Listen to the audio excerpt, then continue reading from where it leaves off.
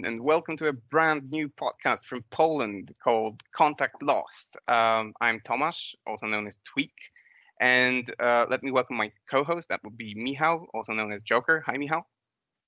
Hi, Tomek. Thanks for having me. Right. So this podcast is basically going to be about the Polish Warhammer 40k scene. We will give you updates about the upcoming tournaments. We will talk about lists. We will talk about players or participation in the ETC and stuff like that. So stay tuned because you're in for a crazy ride. And we are going to start with a bang. And by bang, I mean a massive guest. So for our first persona on the podcast, we invited Piotr, also known as Tyfus, who is a Polish seasoned player and the Polish seasoned ETC referee. So, hi, Piotr. Hi, thanks for having me as well. I'm really happy that we are finally having some podcast where we could actually talk about our 40k games and to a broader audience, not only Polish one. Yeah, that's actually something that I find really important, I think, because finally with the 9th edition, being here, we are all playing the same game. So it's no longer ITC versus ETC or something like that. We will see what the future brings, but I think for now, we are all playing the same. So our scene could finally be more interesting to the foreign listeners as well. So looking forward to, discussing stuff with people from abroad as well. Let's get into it then. Let's do a deep dive. But let's start with you, maybe. So can you tell us what is your experience in, playing Warhammer, and then what is your experience in refereeing, and why did you take up being a referee? So when it comes to when I started playing, I think it was back in 2008. So as you said, I'm quite a seasoned player, and I started playing competitively, I think, back in 2010. So it's been almost 10 years from my first. I think it's over 10 years from my first tournament. Nice. So I've been at my first ETC in 2012. And I was a coach in a mercenary team back then because I think I was 16 only back then. And year later, I went to my first ETC as a player. Unbelievable. So I've been playing for 5 ETCs since 2013, and then I become a ref. Mainly because I really hated 8th after Salamanca. Salamanca was, I think, ETC in 2018, and I was playing Brimstone spam, so I hated my life for a good year after that. Brain dead list ever, I think. yes, like I hated every second of it. Like, no, and so yeah, I'm quite seasoned, and why I took refereeing. Like first offer of me refereeing, I think was 2017 in Athens, and I basically didn't have money back then to play in a team. So I asked, "Yo, do you want to have like a Polish ref?" And they were up to it, but our Polish team actually bribed me and said they will pay for my trips, so I will play in our team back then, and they paid me. So basically, it was the same thing for me. I just played in a team tournament instead of refereeing, but right. I wasn't a ref year later because I was actually quite into New Edition for a brief time, as I already said, because Brimstones were so much fun. So yeah. Then I partook refereeing again in year later. And I was supposed to go even to this ETC as a ref, not this ETC, but the last ETC that was actually going on. But I couldn't because of work and because I had to go to the USA from my work. So I was supposed to be 2 times ref, and I'm currently working in like secluded group of referees for future ETCs where we are currently working on bringing out all those WTC FAQs, because ETC now is WTC for those who are not familiar with the change of terminology. Right. So about that, by the way, because I was always curious. Like, you said that there is a bunch of like referees from different regions who cooperate and create rules. Has GW ever like addressed that, or have they like turned to you and asked for your opinion about when rules are created or something like that, or did they like completely ignore you? So now actually right now I think they are working with us, because one of the referees is actually kind of working for GW. Cool. So we actually have a link, and for example, a few of the questions that I've asked him before the latest FAQs in last week that were released last week, those questions that I asked were actually included in the FAQ. So I think there's actually an initiative from GW itself to treat us seriously after all those years. So finally, I'm happy about that, because that's a great change, and they do not only focus on ETC and what's going on in the States, while the whole Europe is playing mostly ETC, not ITC. Yeah. And do you know what is the reason for the change in approach? Because I mean, it's like, it seems hard to imagine that an event that would gather 300 of the most competitive players would just be ignored. And then again, it was never mentioned in any articles, and it always baffled me. And I think that only in one of the 9th edition faction focuses, it was just mentioned that one of the guys describing one of the factions was in fact, the coach of Team USA. So that was like the first mention of ETC, now WTC, that I've seen on Warhammer community articles. So do you have any insight into that? So I don't like the obvious answer is that they changed their CEO. So, but I don't think that's the real answer. What actually changed? I think it was mostly the fact that all those people that they were talking with, I mean, those playtesters, etc., were people who were at least kind of connected with WTC. So effectively, those people, I think, influenced them to cooperate with our committee even more, and I think that's what happened. But what actually happened, I can only speculate. All right. I thought that GW was never really interested in the ETC, because the ETC allowed third-party models and models from other companies and stuff like that. So that probably wasn't something that they wanted to get involved in. But again, that was only my impression. And that could have been wrong. But when you look at it, I'm not that familiar with all the US tournaments, but I think those most known, like Nova, Vegas Open, etc., they allow those models as well. No, I had no idea. I thought that that they stick to GW only. Bases have to be like GW only, and so on and so on. So no, I've heard that only that's only relevant to you if you were to go into top 8 or top 16 and then be on one of the streams, and then you have to have everything 100% GW. Oh, fair enough. Okay. Yeah, that's the only thing I've read about. So I'm not sure. So yeah, that's the same thing I've heard. You need to have all models GW to partake in a stream. That's all that was going on. Of course, they are the main sponsor probably. So makes absolute sense. But we started talking about other tournaments. We actually our intention was to talk about something else. Or a different tournament. So maybe let's get into that. Last weekend, I think, there was a huge, for Polish reality, I guess, a huge tournament in Kozłów that gathered 18 teams. So it was a team tournament, 3 players per team, and yeah, awesome turnout. But was it a challenge to organize an event like that? And if yes, because I reckon we organized some tournaments in Tree City as well, and yeah, they've always been a challenge. So now with COVID restrictions, it must have been even more difficult. So can you tell us something about that?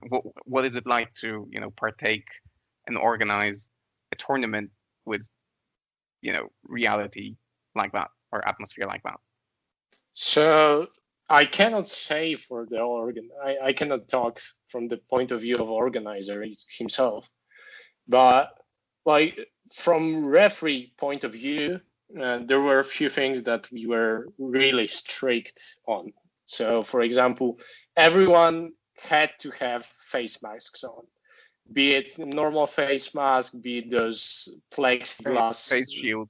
Yeah, face shields. That's a good description. So that was one thing. Other thing, you couldn't eat in the tournament hall, so you had to leave to open air space and eat there.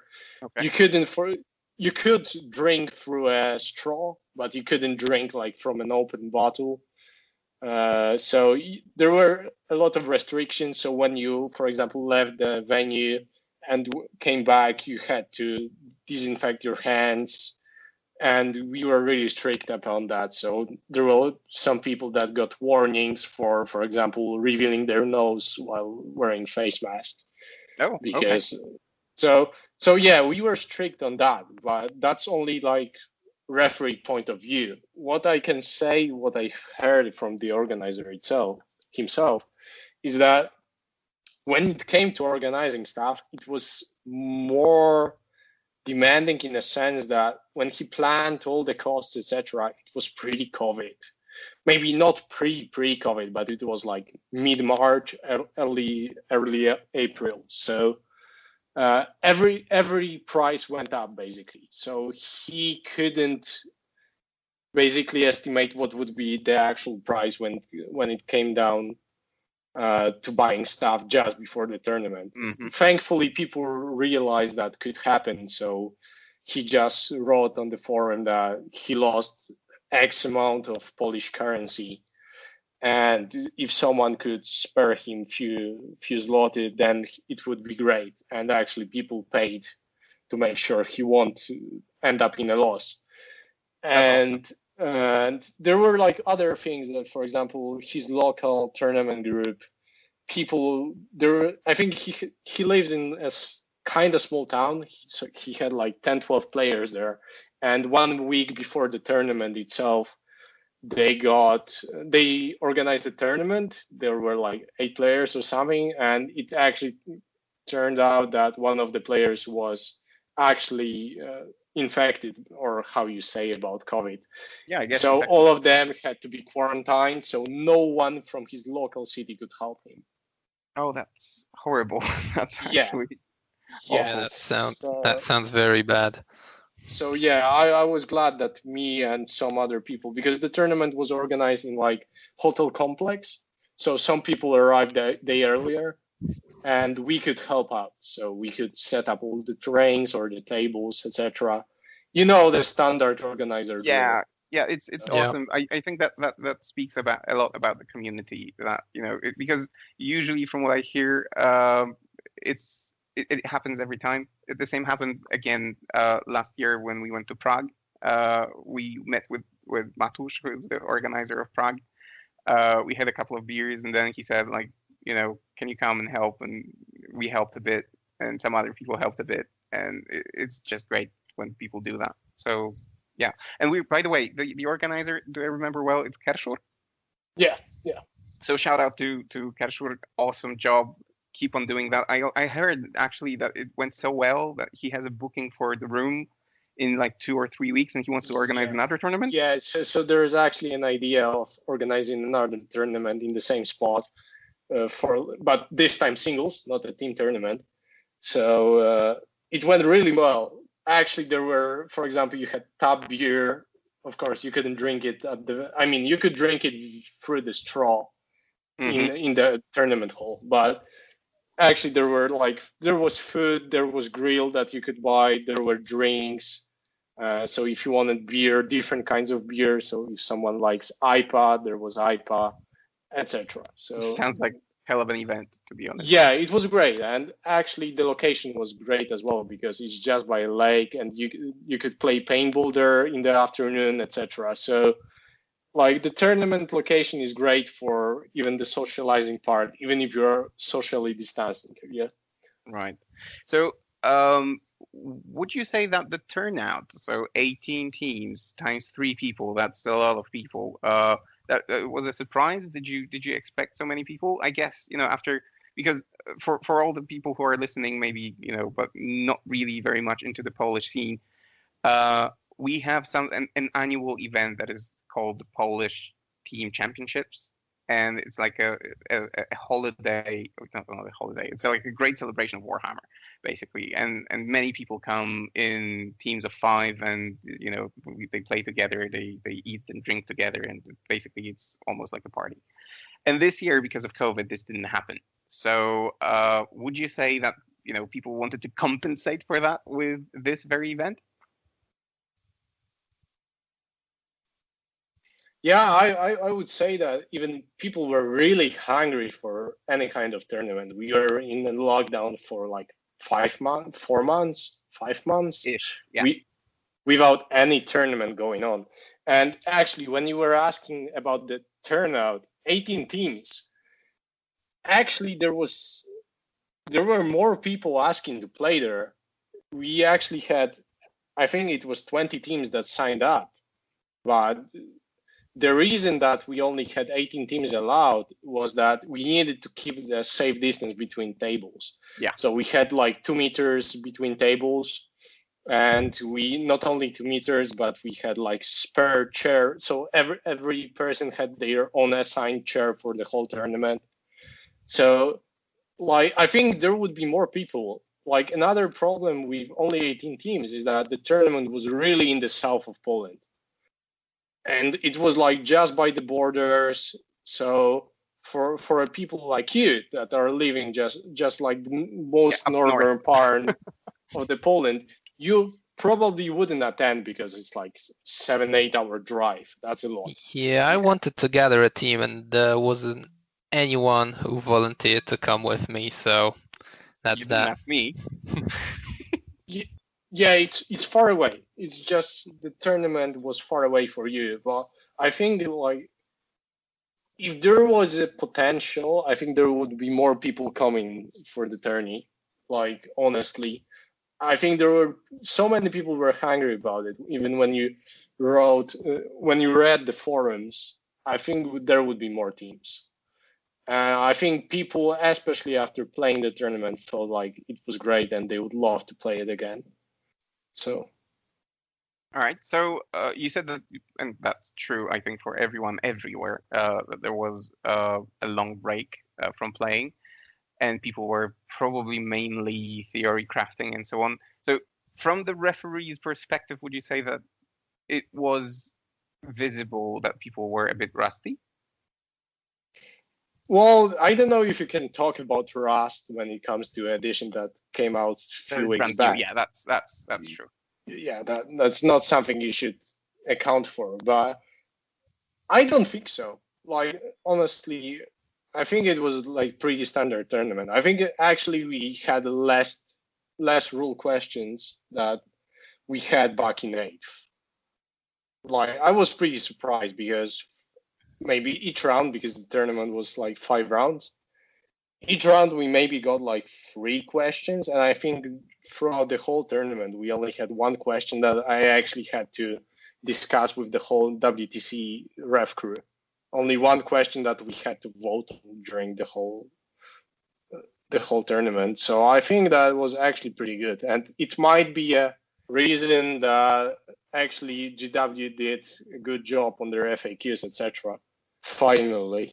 So yeah, I mean, looking at the game mechanics, 9th doesn't seem that different from 8th, and yeah, like you said, I mean, the rulebook now is written, in my opinion, a lot better than it was in previous editions, and yeah, things are much clearer. The FAQs were out fast, even too often from what I've been reading on the forums. I think one of the FAQs came out like 2-3 days before the tournament, and you didn't play it. Is that right? Yeah, that's right. Actually, because usually in Poland, when there's a tournament on a certain weekend, we have the list deadline for a Monday before that weekend. So basically 5 days before. And this time we postponed it because there was one FAQ, I think, on Monday that came out. We postponed it till Tuesday. Then another FAQ came out on Wednesday, I think so. Yeah, and So that yeah, was we didn't something play on with that. But when there were certain questions, I can't recall what questions, that were answered there that we actually used as a rulings because certain things were uncertain. So Probably the most right. common sense ones, like can Magnus smite 5 times or something like that. yeah, obviously, like we use it more as a guideline because we didn't want to be too strict on people that actually made rosters having in mind certain rules that were in FAQ. For example, there was one roster that was using the space wolves. Yeah. Yeah, with every Object unit is secured and everything. yeah, exactly. So there were one person, I think not only one person, I think like 5-6 people brought space wolves. And all of those people, I'm pretty sure they had in mind those rulings. So changing that one after list submission is just bad faith. Yeah, agreed. So I think we already touched upon this a little bit, but would you say that the new rule set, that the new missions, that they somehow affect how people build their lists? Has anything changed in comparison to 8? Are the lists different? Yeah, I mean, of course, at the very beginning, most people are actually trying out what they were working with in 8, and they are patching it up, adding new units, etc., to figure out if there's something good. And that was, I think, mostly the case at this tournament. There were a few lists that were quite new, but I think when I'm looking at the trend throughout like all those Polish national team candidates, when you look at their thought processes, you can actually see that we are moving away from what we could see in back in 8. Like 8 at some point was really obnoxious and relied on killing opponents. That's one thing that's changing a lot right now in the list, that people are actually realizing that you do not need to kill opponent to win the tournament. And we need to switch that mentality, I think. Like that's the most important part. And I think we are currently in the process of that. But we'll see when the meta game settles within a few weeks what will actually happen. Right. So many people on other podcasts that I listen to, they mention that the game is now more about the game happens within the middle 24 inches of the table. Like you fight for objectives, you need to hold the center of the board. And it's no longer like get 18 smash guns lined up or Thankfully. another gun line and just fire at anything that you see moving or that gets into line of sight. So yeah, I think it's a change for the better, but it requires a completely new approach. Like I bought I got a new army because I started Grey Knights at the end of 8th, and I moved from orcs. And I see that the playstyle of Grey Knights at the end of 8th and now at the beginning of 9th is something completely different. So I think it's true for more armies than just Grey Knights, and I think it's great. Yeah, I think you can. There are certain armies that the discrepancy between additions and what the lists are is even more visible. I think we'll go through that later, but certain armies that were really focused on killing opponents in the shortest amount of time, like Space Marines, are really struggling right now. So I think we will get there. Oh no, not struggling Space Marines. I'm really happy because when I was looking at the games themselves, I saw many unconventional plays that actually were pretty beneficial for the player making them. So I'm really happy for that, and I hope the game will actually focus on controlling middle of the board, because we can actually see more close combat. And those who know me know that I love tricky close combat armies to trick my opponent. So I'm really like hoping brimstone for that. spam. Yeah, brimstone spam. Yeah, that's the best close combat army out there. Shots fired. Right, Like, but yeah. No, go on. No, I just wanted to joke that brimstone spam would actually be great for holding middle of the board. So yeah, I've heard that there was a guy who took like 60 Nurgling bases to one of the, I think, GTs somewhere abroad, and he won a game without actually killing any enemy units. Yeah, there was actually one game during this tournament. There was one guy playing Horde Orcs against pretty much 8th edition Space Marine list with 6 flyers, Thunderfires, etc. And he didn't inflict a single wound on the Space Marine list with Orcs, and won like 90 to 50. That's crazy. He lost all his models by turn 4, but it didn't matter. So you can do that now. So you need to take that into account when you're building those 6 flyer lists, that they might actually not be that good. For scoring primary and secondary objectives. Yeah, from what I've heard, flyers aren't the best objective holders. So yeah, so I've heard too. Rumor has it. So we spoke in the past, and I remember that you have this thing for the unconventional, the atypical, and so on. So have you noticed any special, interesting, uncommon lists when you were going through the drive with all the lists sent up by people? Was there anything that really caught your attention? Something that you said, I don't know if this is going to win, but kudos to you for taking that.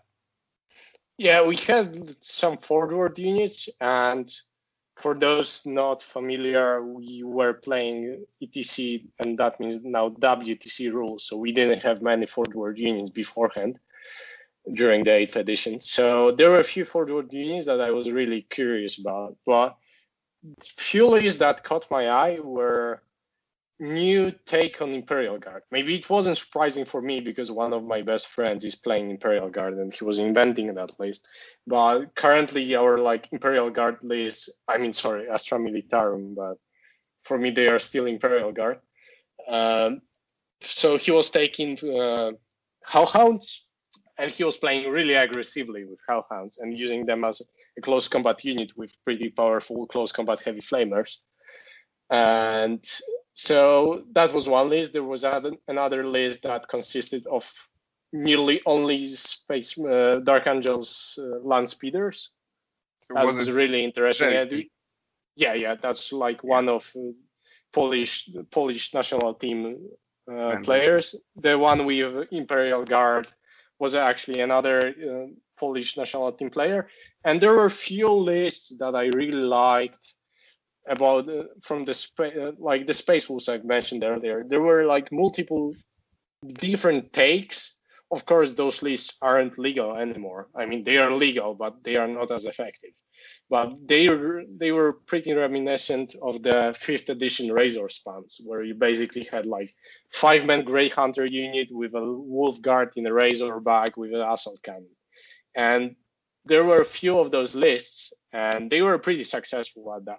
So I'm really curious how it will go further, because I see more and more lists coming out that are pretty similar to those that were played in 5th.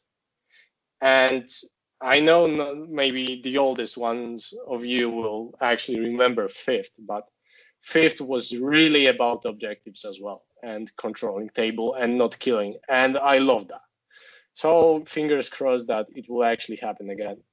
Yeah, because it seems that those kind of games are really more tactical and they require more thinking than just. I just think it's more fun and interactive than removing all of your models because Iron Hands won the roll-off. So even if there's more depth to that. So Because there's only one way of removing models from the table, but when you move to get the objectives, you actually have few options. So yeah, go on, Joker. Yeah, I'm gonna drift away from the main topic here for a moment. You mentioned Forge World. So what's the current take for WTC on Forge World? Because in the past they've been very reluctant to include it, even though in 8th I thought that at one point there wasn't really any reason to ban it, so to say. So what does it look like now in 9th? So to give a context, it's not like really it's only WTC fault. Every year we have a vote, captain's vote, whether we want to include Forge World or not. And for all those past years, all of the captains actually majority voted against it. So it wasn't anything that was forced upon by the organizers or referees. It was just a will of the community to not include Forge World. And right now, our take is that we should allow Forge World for all the upcoming tournaments till like November, December. And then when people get familiar with it, realize if there's any obnoxious things like those dreadnoughts in the Iron Hand list that were back in 8th. So if something like that comes up and GW won't actually be willing to add some FAQs or change point costs, etc., if they won't be willing to, it will be up for captains to vote whether they want it. But from till November, we are kind of encouraging people to actually try out new things and see whether it's actually a good idea to include them. And so far, we do not see anything that's actually that great in the Forge World, but there's so many units in those books that something might come up. But yeah, I think, sorry for breaking your flow, but I think GW has rewritten some of the rules for some units, and they've tinkered with the points as well.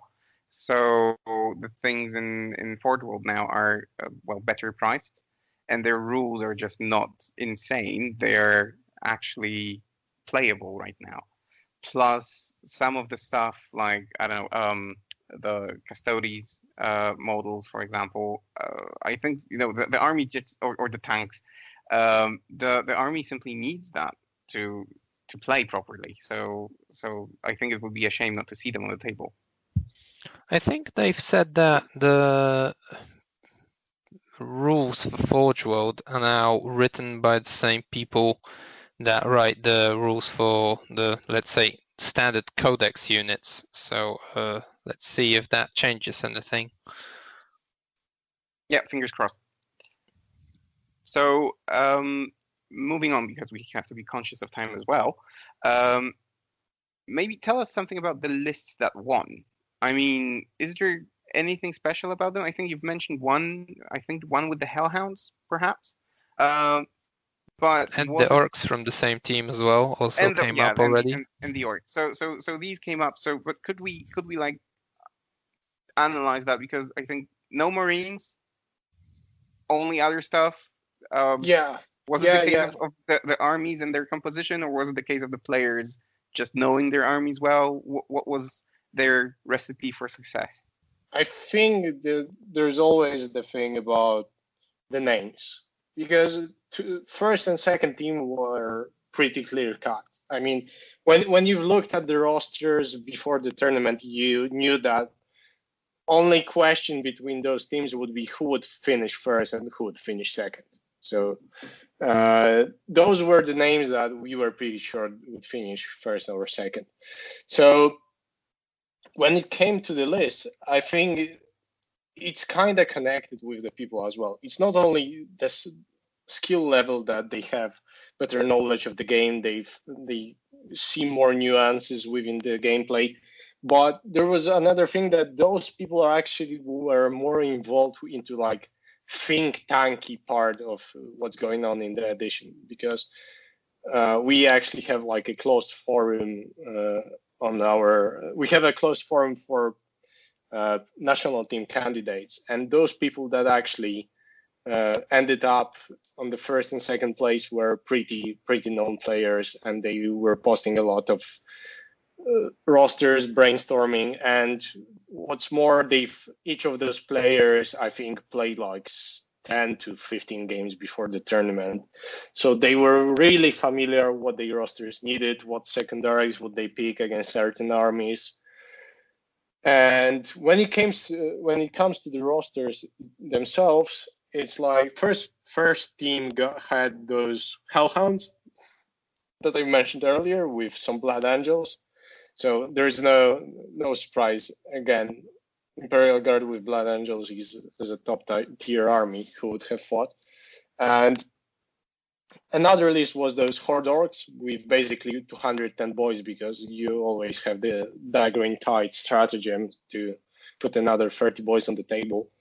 And third player had like typical Polish take on Chaos Space Marines with possessed obliterators, but this time, because of the difference in the addition, he actually removed some of the killing stuff in his roster, like Havocs, etc., to include more units that could actually fight for the tables, such as Defilers, which were a big surprise for me because I haven't seen those models since I was playing for fun with my friends back in 2008. Or Berserkers, which I was, as some of you might already know, I was a big advocate of Berserkers for years now because they are fun. But yeah, some units that you wouldn't normally take in our tournament setting were actually present in those rosters. And second team got,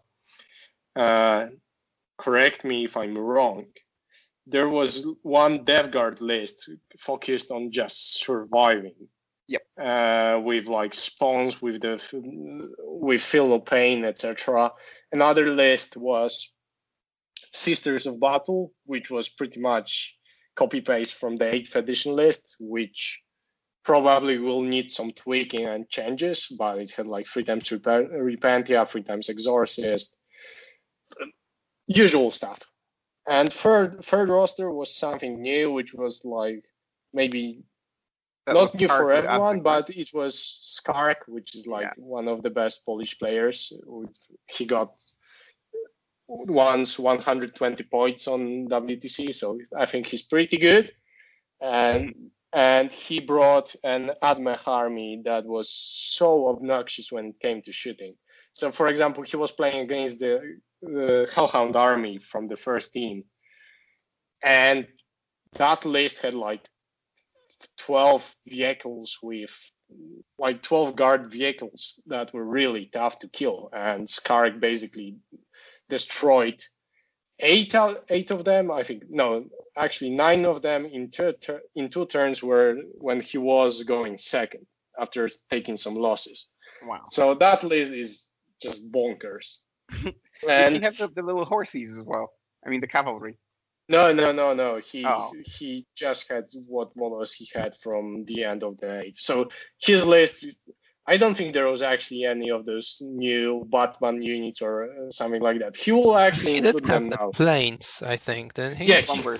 He had those 3 planes and those 3 indirect shooting, Belarus or something like that, guys. Yeah, but Scorpius. He didn't bring. Yeah. I don't know. They just look the same to me. Whatever. So, yeah, he's actually thinking about bringing those new units like the cavalry for his roster because he was struggling with objectives when he was playing a typical bunker army. And third team, I'm sorry for them, but I don't really remember their rosters. I just remember they weren't one of the teams that had Polish national team players. Even though there were 4 of those in the whole tournament. But I remember they had guard as well. I think pretty similar guard. And I think they had Death Guard list with only vehicles that just survived in the midfield. So, yeah, I think like the take on the rosters is still gonna change over time. But there's not much Marines going on in comparison to 8th. Which is encouraging to all those players who basically, and I know that it was like that. Many people said, if I know that I'm going to be playing Marines, I'm not even going to the tournament or something like that. So that, I think that's healthy for the community in general. That the meta is shifting towards other things and not just Space Marines. Yeah, I think it's great. Actually, like the meta, as I said, there were multiple players from like Polish national team for WTC. I think there was actually around eight past ETC players. So we were actually thinking about what armies would the 8-man team consist of now. And we barely had space for one Marine army. Wow. And we weren't even sure about that. So, like, Xenos right now are really strong. Maybe not all of them. There are, of course, some armies that got struck by the new point changes more than the others, like Tyrannids or Genestealer cults. No, Dark Eldar are actually pretty strong. They are really strong. I mean, Grotesques are still one of the best midfield units in the game, so you cannot deny. I heard... Yeah, sorry. Yeah. Go on. Okay, so I heard that people are experimenting with flocks now. And apparently it looks like the beginning of the 8th edition, where people were doing exactly the same. So, like, take a lot of cheap, fairly survivable units and try to survive in the midboard. Is that, or in the midfield? Is that actually something that is happening? Yeah, maybe not everyone. I'm the one advocating for flocks on our forums. But yeah, maybe the lists of Dark Eldar are mainly Covens, and of course Prophets of Flesh Covens, because that 4+ Invul is the best. So none of those custom ones. So yeah, I think the lists are more centered about surviving, which Dark Eldar are actually one of the best armies to do so with. For other ones that come to mind are some Nurgle units from Death Guard or Demons, but they are worse at killing things in close combat than those Coven units. So yeah, I wouldn't say Dark Eldars are weak. I would say they are actually one of the better armies right now, but you need to include Incarn. Okay. That's my small, like, yeah, you need to have Incarn in any of the Eldar armies right now with how the games are going on.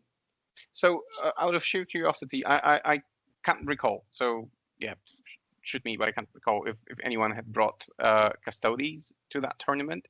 But would you say that Custodes now have a place, for example, I don't know, as one of the top 8 armies? They seem, durable, survivable. I think they have 4 stratagems to increase survivability right now. 2-up armor, 4-up invuln, high toughness, many wounds. Yeah, ignoring AP -1 on some units. Yeah. OPSEC on almost all of them. Yeah. I think they might have a place. It's just most of the Custodes players in Poland actually weren't playing for a while right now. And those that actually were playing had mostly those models that they had beforehand. So mostly those bike guys. Yeah. And those aren't actually what you need. I think currently those Custodes on foot might be actually a good unit, and army consisting of mainly foot Custodes might actually be good, which is mind-blowing to think about. Yeah. But yeah, I think they might have a spot, and I'm really happy about that. I think that shows how great of a changing the scoring points can be. Like, when you start thinking about units that you would never field, like Defilers or Chaos Spawns, or as we just spoke about, those Custodes, then that's just great. I think that shows how healthy the metagame can be, even for more casual players. It doesn't matter that you didn't take a full full-on competitive army. You can still play and actually bring some points from the game, even if you were at disadvantage from the very beginning. You can still play with your favorite units. And that's great. I think that's actually the best thing that happened in this edition. Yeah, it really seems that someone thought this through this time. So I can't wait for the next tournament that is going to happen locally, just to get my models on the table, because this edition does that to you. You just want to play more. Yeah, there's definitely that feel-good factor from being able to take some points away against anyone, really. You did mention that you've discussed a potential 8 armies for the team tournament. So what armies make the cut right now, in your opinion? If that's not a secret. No, of course it's not. There's so much will change. So one army that I'm hella biased about is Harlequins. I think people are sleeping on them. So that's one army is Harlequins. Second army is Dark Eldar. Maybe some combination with Eldar. We will see.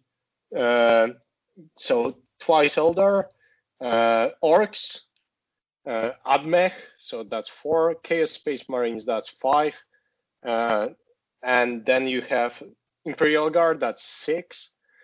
Some kind of Death Guard, Demons of Nurgle, and that stuff, that's 7.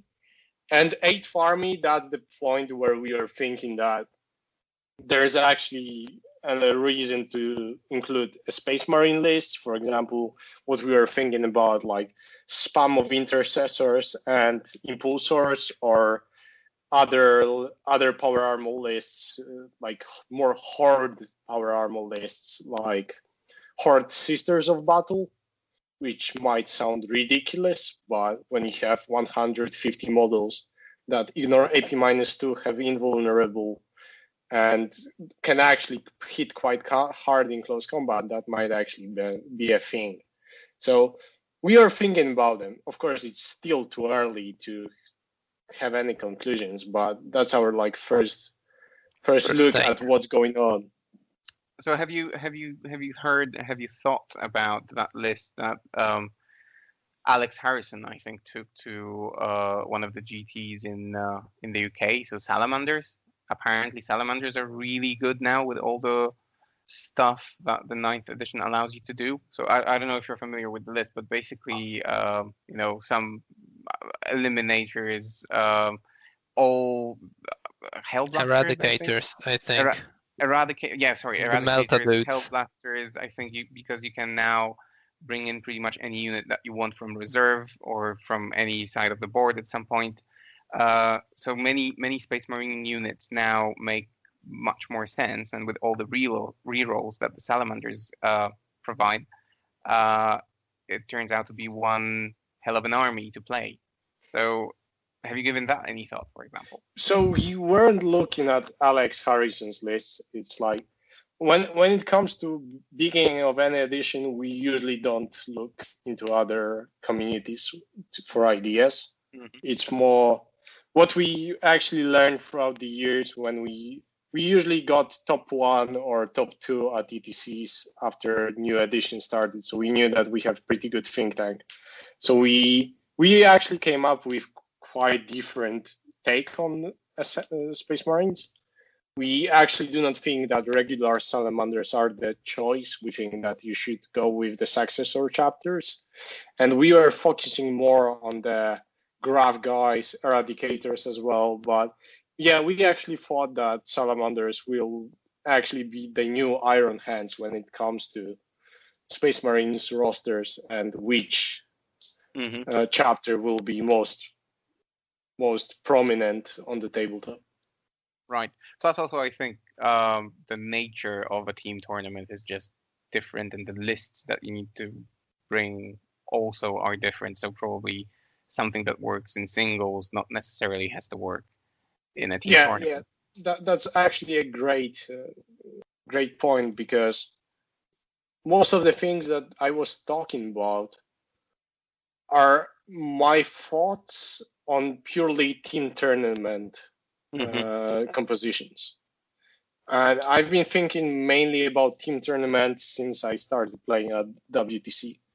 So those rosters are quite different than those that you would take for a singles. Yeah.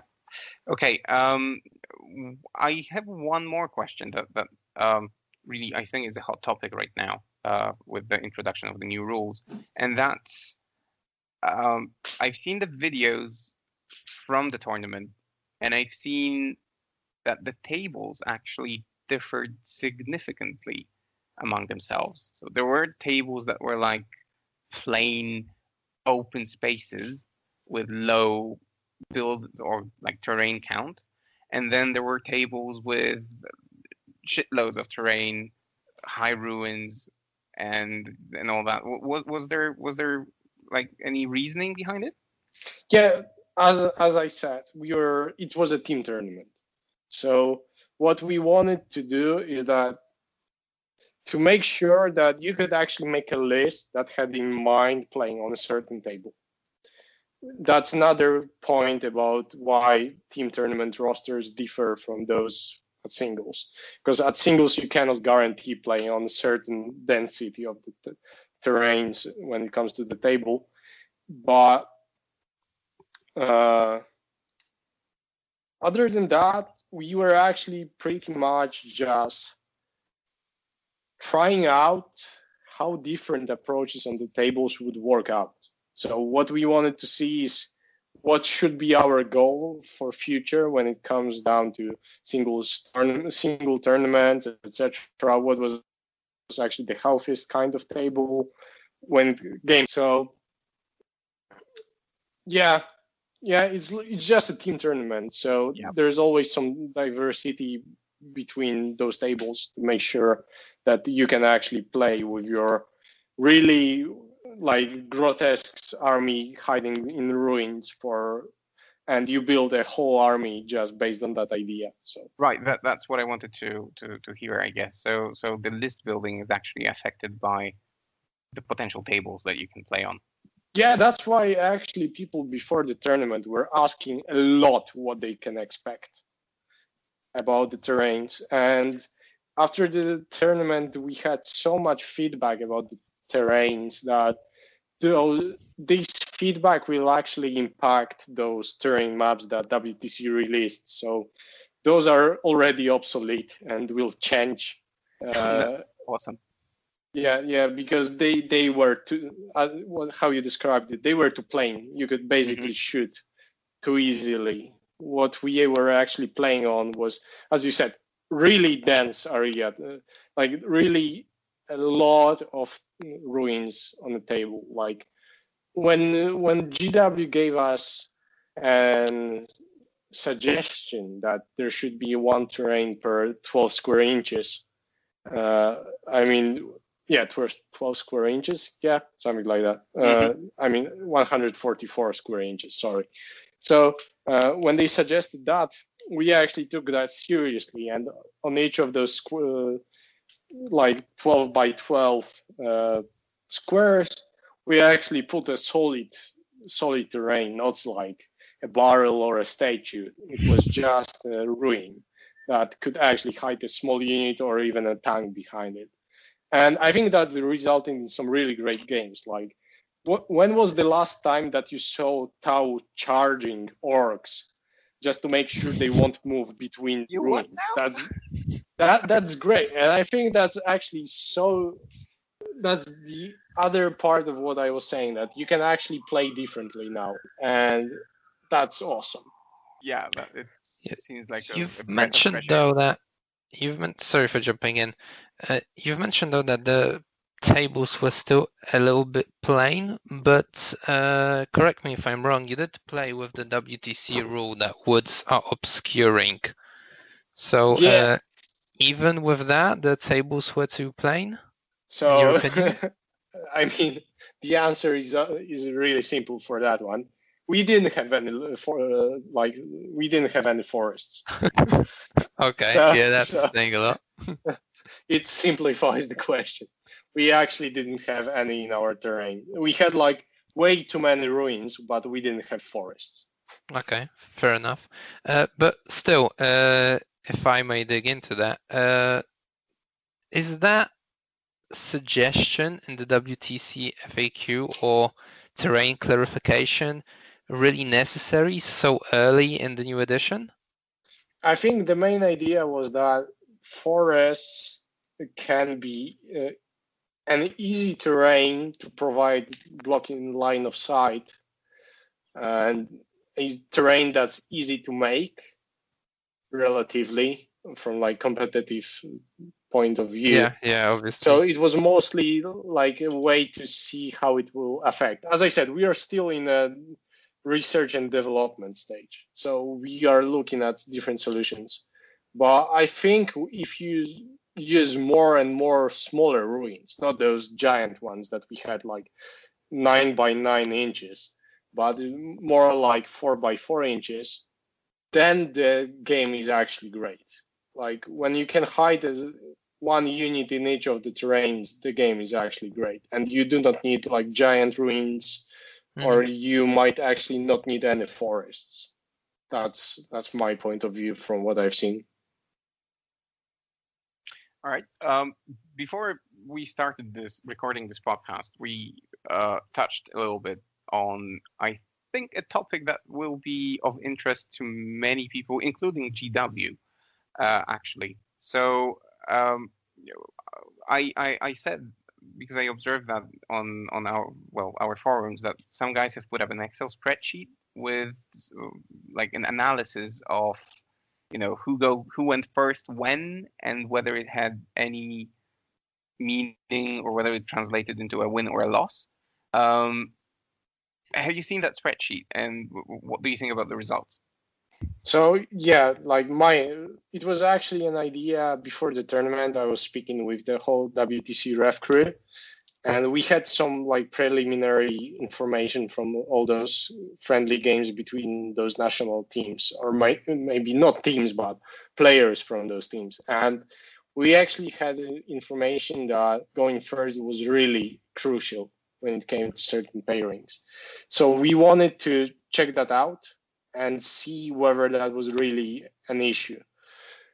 And the spreadsheet itself shown that amongst those, I mean, I will sound condescending, but amongst those lower tier players, not those like national team level players, actually going first or second wasn't that impactful when it came to the scores.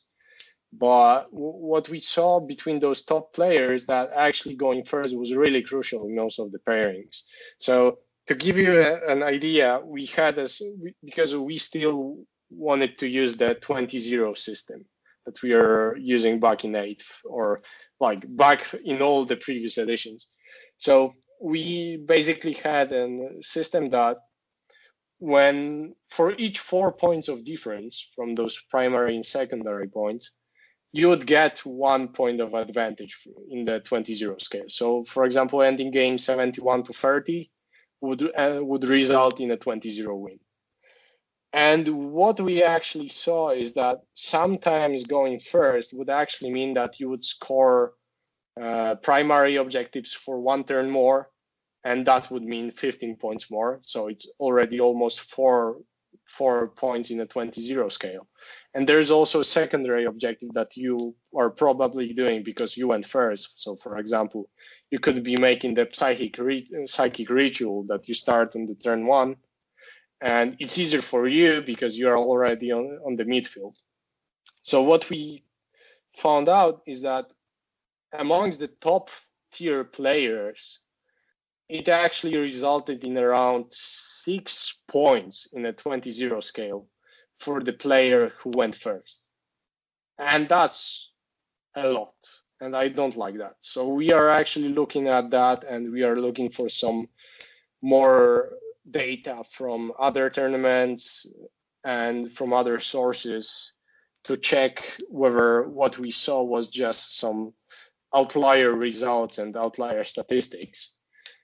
But we as a WTC ref team, we are looking into that because we are aware that it might be a problem And even though from what I've heard, people from ITC weren't, so they were talking that it's not that impactful. We are actually saying that right now it's really impactful for the result of the game. And when it comes to a team tournament, when you add up that, for example, you are not going first on 7 out of 8 tables, it might actually mean that you just lost a one team match because you just lost 7 out of 8 roll-offs. So we are actually looking into that to see the scale of the problem. And we are actually thinking about different ways how we can tackle that to actually diminish the effects that it might have on the games going further. So we are looking into different approaches into primary objectives, into secondary objectives, but we are well aware that changing those might impact the whole metagame as well, and it might result with completely different obnoxious lists, because when there's only end of game scoring, for example, when you're playing really shooting heavy list, like that AdMech I've mentioned, or even 6 planes in Space Marines, you might actually be still winning those games. That, for example, there was that one game that I've mentioned about those 210 orcs versus Space Marines. They would have won that game easily if it was only scoring at the end of the game. So that's something that we have in mind, but we do not have a clear solution. We need to gather more data and make an informed decision about this. Right. Do you intend, because you will be gathering data, you will be analyzing it. Do you intend to give your feedback to GW directly as well? I think so. As I said, there's one guy in our team that's actually really closely connected with GW. So I hope they will actually listen to people and their reactions to what's going on, because then if it's GW controlled and, for example, changed on, I don't know, 6 monthly basis, then we can actually have what I think was a goal for GW, and that's having a common rule set for tournaments in the whole world, not again going into the split between GW rule set, WTC rule set, and ITC rule set. And I think that would be great if they actually listen to all of the feedback that people would give. So I'm looking forward to that.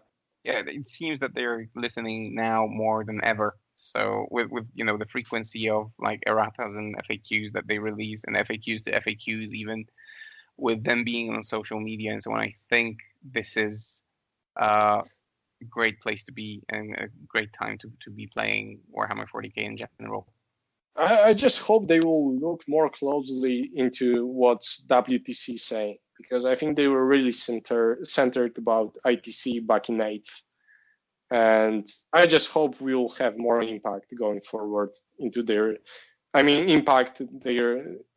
decision making. All right. One more question that I'm really interested to hear the answer to. What are you doing Warhammer 40k wise now? So what's your army? What's your take? What do you want to take to the table? What are you taking to the next tournament? So as I was saying, like, I went to the tournament and I really enjoyed what I saw. Like, seeing all those weird plays going on, I just felt like that's the game I fell in love with. So I've just mastered my whole Harlequin army. So I'll be bringing those bad boys going forward. And when it comes to me playing or refereeing at ETC, there's actually something going on that I'm not willing to talk about, but there's maybe some chance that I'll be playing the next one. So, but I might be refereeing as well. So we'll see. But right now, I feel the hunger.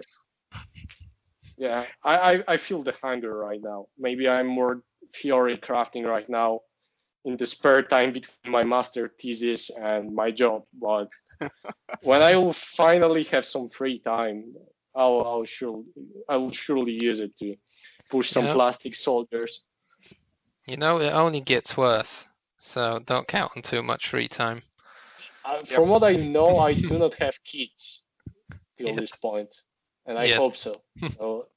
From what you know, you say. Yeah. Yes. All right. Either way, you've mentioned the 20-0 point system. So let's not talk about how that works or how it differs from the scoring system that GW now proposed in 9th. What I wanted to ask is, what do you think about the compensation of 4 victory points, giving 1 point advantage in that 20-0 scoring? Because I think initially you were going to go with 5 points for 1 point advantage, and that's how we've played locally in our first tournament. So as a bit of a tournament organizer myself, I'm really curious on what's your take on that, whether that 1 victory point difference, let's call it, makes a lot of a difference in final scorings. You mean the difference between 4 and 5? That's what. Yeah. So I think it does. It actually really does, because when it's to win 20-0, you need 50 or 40 point difference. That's actually 1 more turn of holding primary objective, etc. And from what we've seen in that team tournament, there was no player that in those 5 games total had more than 90 points out of 100. So it's really hard to win 20-0. Mm-hmm. And that was using 4 points. So I think 4 points might actually be the good solution right now. I was initially going for 6 points, and I was wrong as hell. Like, that has no place. So I think 4 points should be optimal right now. 5 points, I don't know what's your experience. You said that you organize tournaments. Well, we've had a local tournament, so it was 3 rounds, obviously, and we've had 6 tables being played at, so not that many participants. And I think more or less in each round, 4 of those 6 tables ended in a score of 11-9. So something close to a draw, basically. Yeah. Yeah, but that might not be... Well, in that case, the difference between 5 and 4 would only mean maybe 12-8 instead of 11-9, which isn't that... Yeah, it's not that much. But when it comes to... It might basically be like for a case of... In a 5-point system, you would actually... for example, you scored 29 points. In 5-point system, that would be 15. Like, you've got 29 points advantage. In a 5-point system, that would be 15-5. In 4-point system, that's actually 17-3. And that's where the difference comes in. Yeah, so still, it's not that much, but does make it a little more sensible and not flat. I think it will be really hard to win 20-0 with 5-point cap. So, I mean, we'll see. I'm all about 4 points right now. So if there's some tournament organizer that actually prefers zero-sum games instead of those proposed by the GW, because as you guys probably already know, if you do not have a zero-sum game in a tournament, so basically what I mean by that is that you do not want your opponent scoring more points. I think I know that better than anyone. Yeah, so Poland. so I meant that for any of our listeners. But you need to have a zero-sum game to keep competitive integrity, to make sure that no one is willing to give away points to his opponent because it doesn't matter for him. So. All right. I have one last question that I want to ask. And this is, I've seen some discussions in the forums. I've heard some discussions, around the community here in the north of Poland as well. it seems that the secondary missions have really, divided people. It seems like some of the secondaries are really well thought through, and then some of them maybe not so much. And I've heard people, or I've seen people in the forums complaining about some of the secondaries, like some armies just give points too easily just because the secondary is built like that. So have you observed that as well, and do you agree with some of those opinions, or not very much? So I think it all, like, the truth lies somewhere between, because certain missions, for example, like the ones that come up to mind, like the kill Titanic units or kill Psychers, are really like, they are really rewarding for the player playing against those one-dimensional lists. But so let's take a closer look at the Titanic one. For example, you would think that playing knights is just wrong idea because of the lists, because of the secondary objective. But like, when you look at the greater picture, you can actually see that knights do not make sense in all of the current settings. So that might be one thing. And another thing, when it comes to the kill Psyker ones. Yeah, the Pour the Witch one. Yeah. I don't know the names. I know what they do. So that one, there's actually one huge caveat, is that you need to not have a Psyker to do that. And when it comes to for example, Grey Knight army, they have their own secondary mission with the interrogation one, where they can interrogate character 5 times to get those 15 points. So you actually get the benefit for having Psychers, and only in those certain scenarios where you're playing against army that doesn't have those Psychers, they have advantage.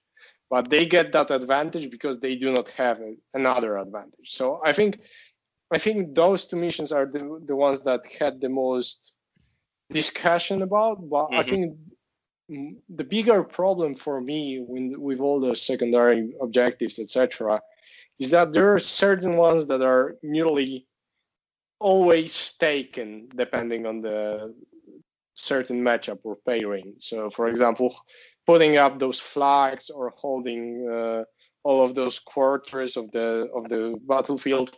So there are missions that are just must-haves, and I don't like that. I think that should change to make it more diverse when it comes to gameplay. And I just don't like the idea of having some must-haves and some really niche ones. I do not get me wrong. I really like having niche missions, as long as you have more diverse ones as well. So is the WTC looking into creating some alternatives to the secondaries?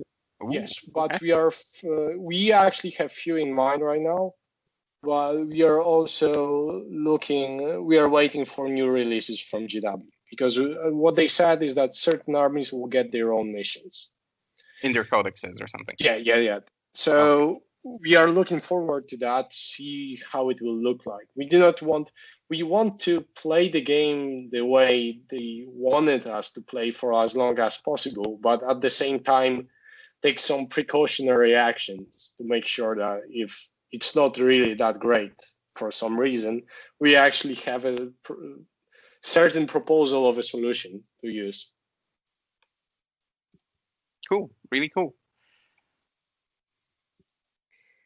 All right. Listen, guys, we're almost close to, I think, 1.5 hours. So I think it's time to wrap the episode up. To all our listeners, let us know in the comments if you want to hear more about team competitions, if you want to hear more about singles. We are going to play a single tournament here in Gdynia on Sunday, 1,000 points. Bring whatever you got, no hold barred. So we will definitely be covering that in one of the episodes to come. We plan to release future episodes on a weekly basis, hopefully. We all have families, we all have children, so it might be... No, I don't. Well, yeah, okay. You're not going to be in the episode, so. Yeah. God damn it. Some of us have children and other obligations, so we will try on a weekly basis. So stick with us because we really hope to be informative. I hope you liked this one. Thank you, Piotr, for an awesome coverage of the tournament and the banter about the meta. That's always welcome. You've been an awesome guest. So as I said at the very beginning, thank you for having me. I really like the idea of having Polish podcasts talking about what's going on because we are always a good team when it came to WTC. No bragging. People never actually knew anything of what's going on in our tournaments. We are always like a secluded community that wasn't really going out to other teams to show off what we've got. So I'm looking forward to more episodes. Yeah, there's plenty to talk about. I already have plenty of ideas. And guys, if you have any ideas and you want to hear something specific, any list building, list analysis, what have you, we will invite guests. We will talk about those things. So let us know in the comments. Joker, any final thoughts? No, I think you've said it all. So yeah, thanks from myself to Piotr as well for the expert insight, and perhaps we'll invite him again. We'll think about it. Yeah, we'll think about it, and we'll see what happens in the Polish metagame and our tournaments. Yep. Thanks, everyone. Until next time.